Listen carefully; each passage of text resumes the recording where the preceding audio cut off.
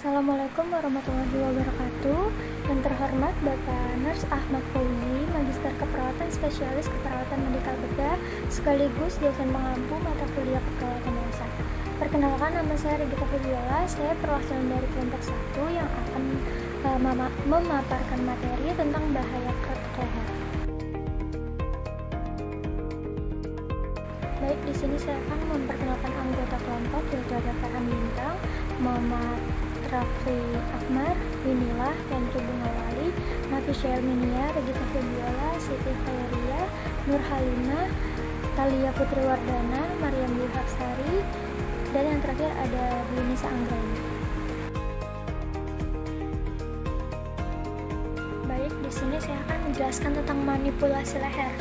Apa sih manipulasi leher itu? Nah, itu tuh atau yang sering kita sebut dengan mengkretek leher atau neck cracking.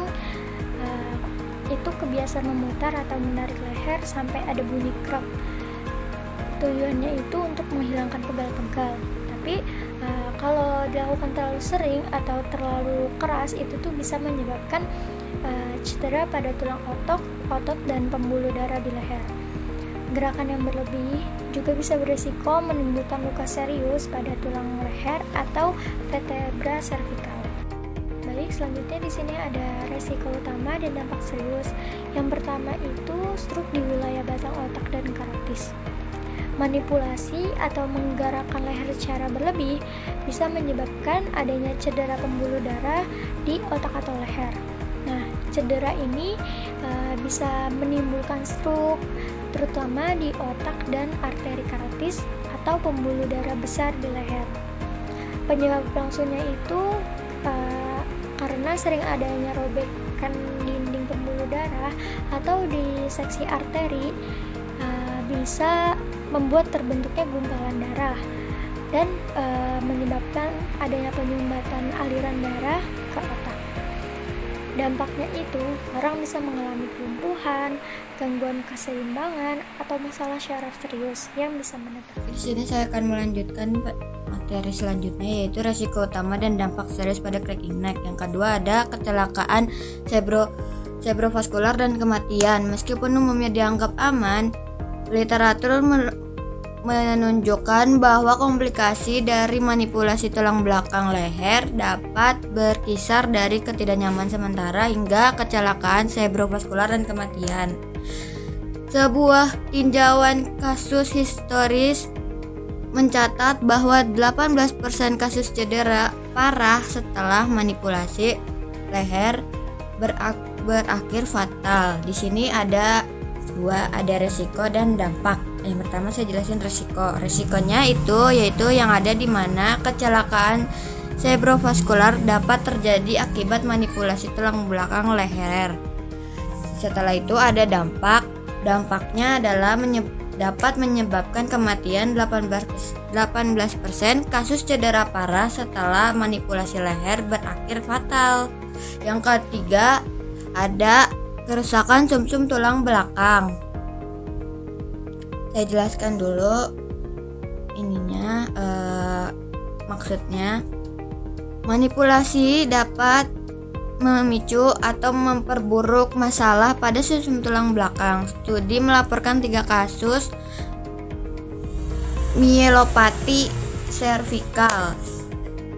Kayak tadi, ada dampak dan ada resiko. Yang pertama saya jelaskan resikonya. Resikonya berupa manipulasi dapat memicu atau memperburuk masalah. Untuk dampaknya, masalah pada sumsum tulang belakang. Untuk dampaknya dapat menyebabkan adanya myelopati cervical seperti yang dilaporkan dalam 3 kasus tersebut. Yang nomor 4 ada pendarahan intrakranial atau hematoma subdural, yaitu salah satu kasus yang dilaporkan adalah hematoma subdural yang akut yang terjadi segera setelah perawatan yang merupakan penumpukan darah di otak dan seluput penutupannya. Untuk resikonya pendarahan di otak dapat terjadi setelah manipulasi leher atau kebiasaan kretek leher yang dimana adanya Untuk dampaknya dapat menyebabkan penumpukan darah di antara otak dan selaput penutupnya, hematoma subdural akut, seperti yang dilaporkan dalam satu kasus. Itu untuk penjelasan risiko utama dan dampak serius pada cracking neck atau kretek leher.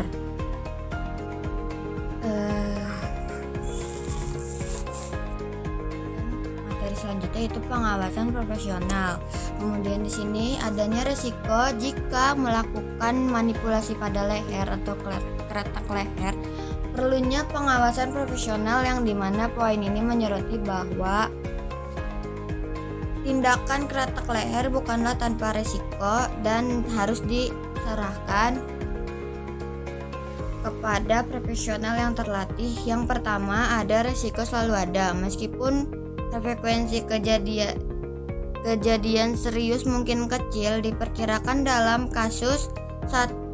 kisaran 1 kasus per 1 sampai 2 juta pengobatan menurut beberapa laporan literatur.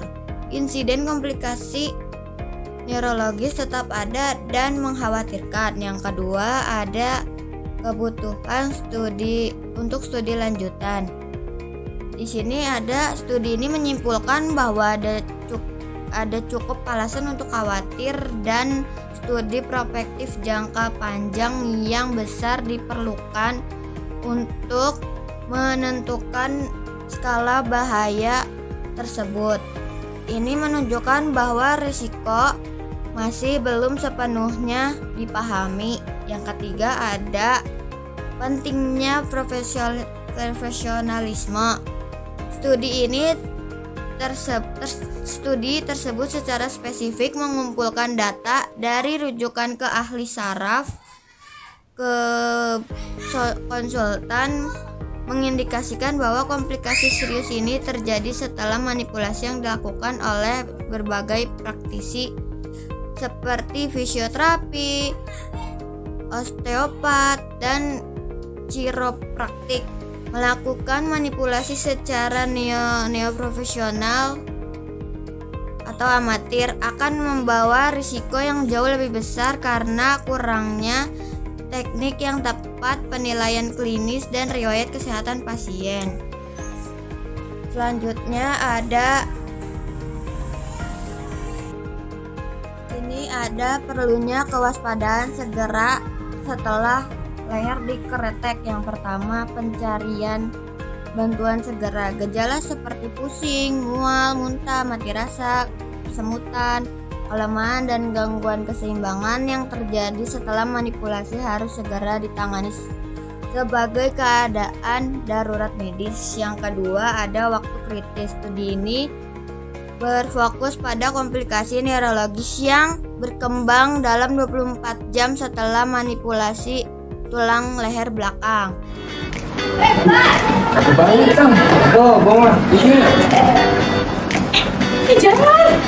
Jangan.